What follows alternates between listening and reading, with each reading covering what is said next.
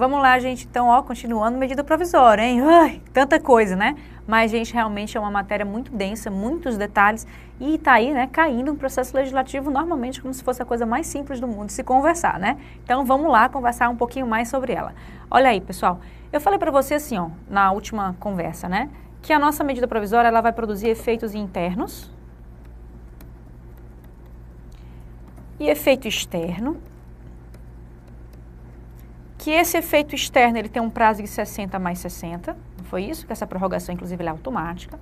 No meu efeito interno, ela tem 45 dias para trancar uma pauta e suspender todas as deliberações e forçar a sua deliberação, não foi isso? O Congresso Nacional não pode deliberar nada, tem que deliberar a medida provisória que está ali. E aí muita gente me pergunta isso, Arsênia, peraí que a coisa está meio confusa. Se eu começo a contar esse prazo de 60 dias aqui, junto com esse prazo de 45 dias, e esse prazo de 45 dias suspende a deliberação e força a medida provisória a ser deliberada, como é que esse prazo pode acabar? São 120 dias. Como é que ele acaba sem essa medida provisória ter sido deliberada, rejeitada ou aprovada pelo Congresso Nacional? Como é que esse prazo corre sem nada? Corre, gente. Corre porque você está pensando apenas uma MP. A MP1 provoca isso, a MP2 também, a MP3 também, a MP4 também e por aí vai. Digamos que eu tenho no meu Congresso Nacional 10 MPs trancando pauta, todas vão estar suspendendo. E aí vai na ordem cronológica, aquela que veio primeiro vai ser deliberada primeiro e ó, as outras, o prazo correndo, né?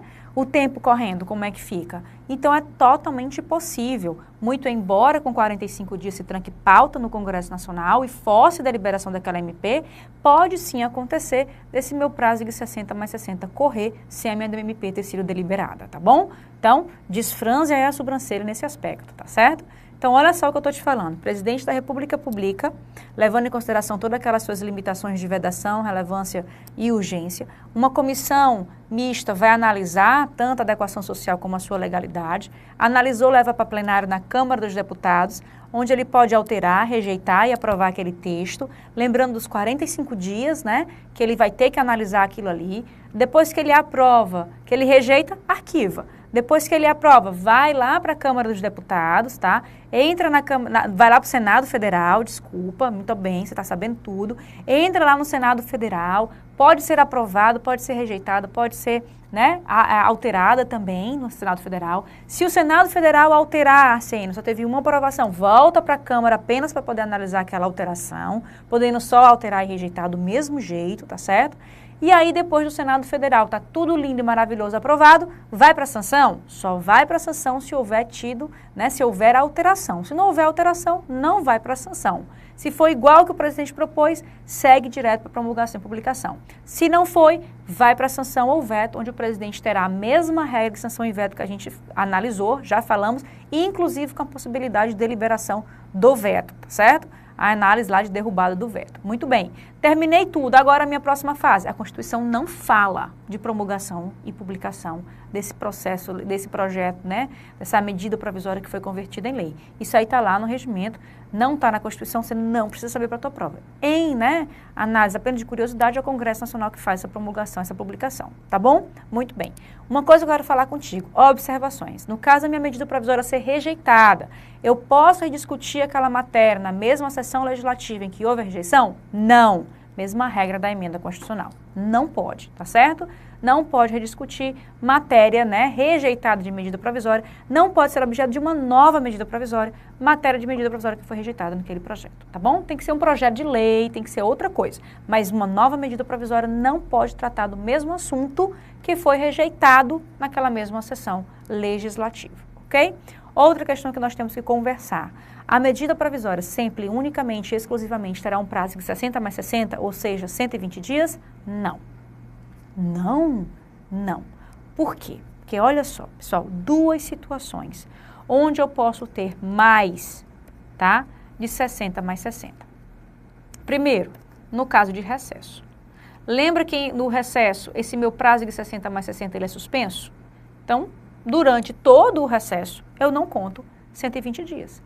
Então, digamos que a minha medida provisória foi publicada em 1º de outubro. 1º de novembro, ela faz 30 dias, né? 1º de dezembro, ela fez os primeiros 60 dias dela. Quando eu chego lá no dia 20 de dezembro, eu vou ter a suspensão do meu prazo. Então, tive 2, 3, 4, 5, 6, 7, 8, 9, 10, 11, 12, 13, 14, 15, 16, 17, 18, 19, 20. 19 dias. 19 dias. 60 mais 19 dias. Eu estou aqui com quantos dias? Com 79. Quando o meu recesso terminar, que é no dia 2 de fevereiro, eu vou começar no 80º dia de prazo. Entendeu? Porque aqui eu já tenho um total de 79 dias. Tranquilo? No dia 2 de fevereiro, que é quando a minha sessão do Congresso retoma, eu estou no 80º dia de prazo. Mas olha só, eu saí do dia 20 de dezembro até o dia 1º de fevereiro, né? 1º de fevereiro, vigente, valendo. Então, pessoal, uma coisa é o prazo da medida provisória. Outra coisa é a vigência da medida provisória. A medida provisória pode ter uma vigência superior ao prazo constitucionalmente delimitado para ela. Pode, certíssimo. Na época do recesso. É a nossa primeira hipótese. Tem outra hipótese, Sênia? Tem. Digamos, por exemplo, que ela foi deliberada pelo Senado Federal, acabou a minha fase de deliberação com alteração, terminou no último dia de prazo dos 60 mais 60, no 120º dia de prazo. Pronto, terminou aqui. O presidente da República tem quantos dias, pessoal, para vetar ou sancionar essa minha medida provisória? Ele vai ter, 15 dias para veto, não é? Para sanção ou veto. Não é assim? Então, se ele vai ter 15 dias para sanção ou veto, eu vou ter 60 mais 60, mais 15 dias, de vigência. 15 dias extra. Está aí minha medida provisória, portanto, com 135 dias de vigência, até ser convertida, né, em lei pela sanção ou, né, ser totalmente vetada pelo presidente da República. Então, são as duas hipóteses onde a minha vigência pode ser superior ao prazo constitucionalmente delimitado pela Constituição Federal. Ok, gente, é muita coisa. Nossa, Sênia. Pior seria se a gente estivesse lendo só a Constituição Federal. Acompanhe aqui comigo a confusão que a Constituição faz com esses parágrafos. Olha aqui, vamos lá. Parágrafo 3º, segundo a gente já leu, né? As medidas provisórias, ressalvado o disposto nos parágrafos 11 e 12, perderão eficácia desde a edição se não forem convertidas em lei no prazo de 60 dias, prorrogável nos termos do parágrafo 7º, uma vez por igual período, devendo o Congresso Nacional disciplinar por decreto legislativo as relações jurídicas delas decorrentes. Tá? Olha aí, já começou bacana. Mas tu já sabe, né? Ressalvado o que está lá no parágrafo 1º ou 12, nós vamos conversar sobre isso ainda. Opa, volta aqui, né? Elas perdem, portanto, né, a eficácia desde a edição se não forem convertidas em lei no prazo de 60 dias. Prorrogável, nos termos do parágrafo 7º, que é quem fala, né, dessa prorrogação, devendo o Congresso Nacional disciplinar por decreto legislativo as relações jurídicas dela decorrentes. Parágrafo 4º. O prazo a que se refere o parágrafo 3º, 60 mais 60, contar-se-á da publicação da medida provisória, suspendendo-se durante os períodos do recesso do Congresso Nacional. Acabamos de falar. As deliberações de cada uma das casas no Congresso Nacional sobre o mérito das medidas provisórias dependerá de juízo prévio sobre o atendimento de seus pressupostos constitucionais. Quem é que faz esse juízo prévio, pessoal? Quem é que faz? A nossa comissão mista, tá? Parágrafo 6º. Se a medida provisória não for apreciada em até 45 dias contados de sua publicação, entrará em regime de urgência subsequentemente em cada uma das casas do Congresso, ficando sobrestados até que se ultime a votação todas as demais deliberações legislativas da casa em que estiver tramitando. Já vimos também. Parágrafo 7º. Prorrogar-se-á uma única vez por igual período a vigência de medida provisória que no prazo de 60 dias, contado de sua publicação, não tiver sua votação encerrada nas duas casas do Congresso Nacional, que é aquele prazo de 60 mais 60, tá? Lembrando-se que essa prorrogação, pessoal, que nós já conversamos, é uma prorrogação automática. O presidente não precisa comunicar Congresso, o Congresso não precisa comunicar presidente, não precisa de autorização, não precisa de nada, é automático. As medidas provisórias terão sua votação iniciada na Câmara dos Deputados. Parágrafo 9º. Caberá à comissão mista de deputados e senadores examinar as medidas provisórias e sobre elas emitir parecer, antes de serem apreciadas, em sessões separadas, pelo plenário de cada uma das casas do Congresso Nacional. Então, é uma comissão mista que vai analisar, né, toda a sua compatibilidade constitucional. Parágrafo 10º. É vedada a reedição, na mesma sessão legislativa, de medida provisória que tenha sido rejeitada ou que tenha perdido sua eficácia por decurso de prazo. Então, tanto faz se houve rejeição ou decurso de prazo, não pode haver reedição na mesma sessão legislativa. Não editado o decreto legislativo a que se refere o parágrafo 3º até 60 dias após a rejeição ou perda de eficácia de medida provisória, as relações jurídicas constituídas e decorrentes de atos praticados durante sua vigência, conservação por ela regidas. Aprovado o projeto de lei de conversão alterando o texto original da medida provisória, esta manter-se-á integralmente em vigor até que seja sancionado ou vetado o projeto. Virão, portanto, que tudo isso que a gente está tratando aqui, pessoal, levando em consideração a medida provisória, está aí, né, todo esquematizado nesses nossos quadros que nós conversamos agora há pouco, né, para que você tenha aí total consciência desse processo legislativo de conversão.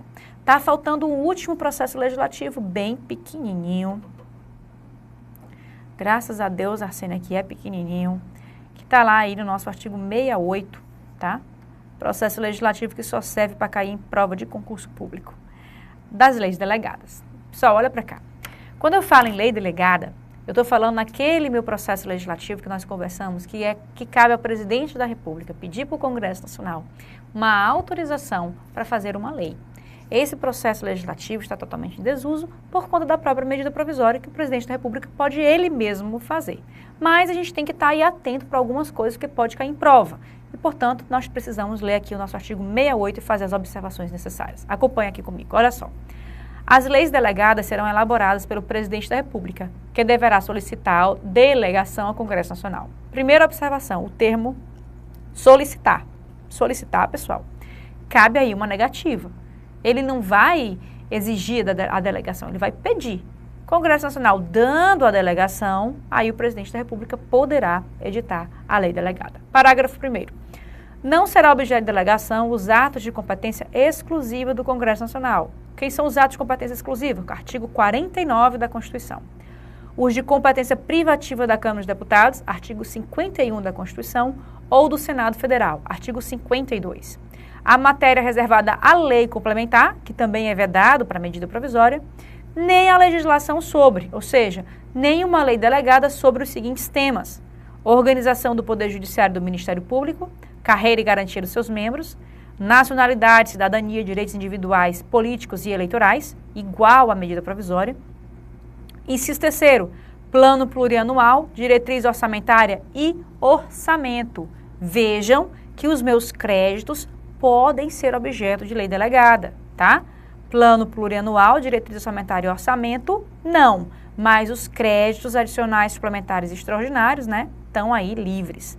Parágrafo 2º. A delegação ao presidente da República terá a forma de resolução do Congresso Nacional. Então, lembrando que eu te disse que decreto legislativo, em regra, é o Congresso Nacional que faz, mas se tinha uma hipótese de resolução pelo Congresso Nacional, está aqui o parágrafo 2º trazendo para ela. A delegação ao presidente da República terá a forma de resolução do Congresso Nacional, que especificará seu conteúdo e os termos de seu exercício.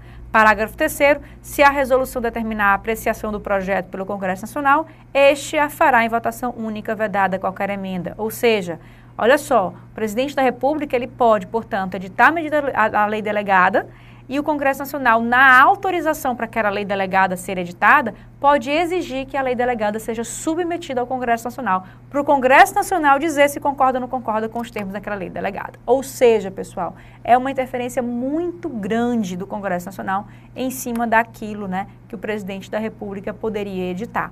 E, logicamente, caso o presidente da República extrapole os limites da delegação, o Congresso Nacional também sustará aquela lei delegada. E aí, pessoal, acabou, não vai mais produzir efeitos.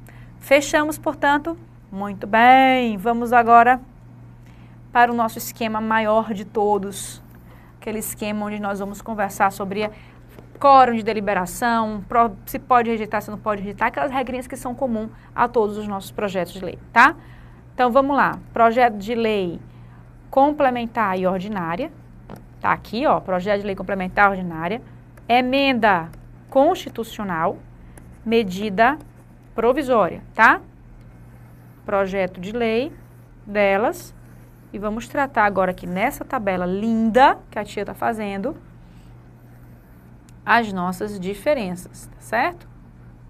Vamos lá. Primeira diferença. Iniciativa. Né? 61 vai me dizer que eu só posso, para a lei complementar, a lei ordinária, que seja, né, presidente da República, membro ou comissão do Congresso Nacional, o próprio, né, procurador-geral da República, os tribunais superiores, STF, cidadão, nananana. Muito bem. Emenda constitucional, nós estamos lá no artigo 60, né? No artigo 60, parágrafo 1º, é ele quem vai me dizer aí quem são os meus legitimados. Artigo 60, portanto, nós temos aí o presidente da República, 1/3 da Câmara, 1/3 do Senado, mais da metade da Assembleia Legislativa, cada uma representada pela maioria relativa, né, de seus membros. E a medida provisória, está lá no meu artigo 62, é o próprio presidente da República que tem essa iniciativa, ok? Muito bem. Outra coisa que nós precisamos falar é da deliberação, o meu quórum de deliberação. Lei ordinária, maioria relativa, lei complementar, maioria absoluta. Emenda constitucional, pessoal, 3/5 em 2 turnos, não é isso? E medida provisória, nós vamos ter aqui a maioria relativa. Ótimo. Outra fase que nós vamos ter sanção ou veto, não é isso? Lei complementar, lei ordinária, presidente da República quem faz. Emenda constitucional, não tem. Medida provisória, talvez, não é?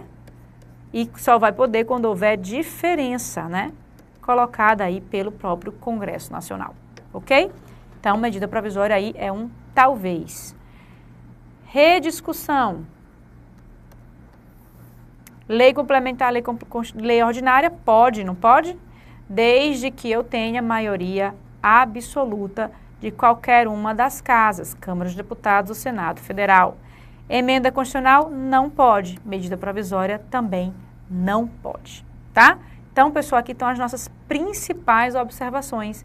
Aquilo que você precisa, assim, tá bem fácil na sua cabeça, bem rápido na sua cabeça, tanto a iniciativa como deliberação, sanção ou veto e a possibilidade de rediscussão dessas matérias, né, na mesma sessão legislativa, todas as diferenças aí entre a lei complementar, a lei ordinária, emenda constitucional e medida provisória. Ficamos claros? Pessoal, nós terminamos o processo legislativo. Olha que coisa linda, né? Com todas aqui as observações que a gente precisava fazer, né? Com todo o esquema que você precisava fazer. Agora, o que você precisa fazer? Ler os artigos da Constituição envolvendo esse processo legislativo e, obviamente, né, resolver algumas questões envolvendo esse processo legislativo. Questões que vão ter aí, né, várias, tanto de lei complementar como de lei ordinária, como de emenda constitucional, como de medida provisória, né, CESP, FCC, o que for, muitas vezes levando em consideração apenas o texto legal. Delimitando o assunto, projeto de lei complementar e de lei ordinária, o que é muito importante para você saber é aquela fase lá do artigo 66 e do 61, tá? Tanto o 61 como o 66, eles são super importantes para você analisar. Emenda constitucional, cláusulas pétreas, tá? Muito importante também para você saber as minhas cláusulas pétreas, né? Aquela ideia de limitação constitucional também. É pequenininho, o artigo 60, você tem que dar uma lida nele inteiro. MP é o meu parágrafo 1º e o meu parágrafo 2º. Esses são os mais cobrados em prova, assim, disparadamente, parágrafo 1º e parágrafo 2º da medida provisória, tá certo? No mais, a gente fica por aqui, porque eu não vou começar a falar com vocês sobre outro assunto, eu prefiro fechar aí a nossa aula nesses 20 minutinhos, né? Já ultrapassamos aí 3, 4 minutos nas outras aulas e na próxima aula a gente continua falando sobre um novo assunto do nosso querido e maravilhoso direito constitucional. Até já já!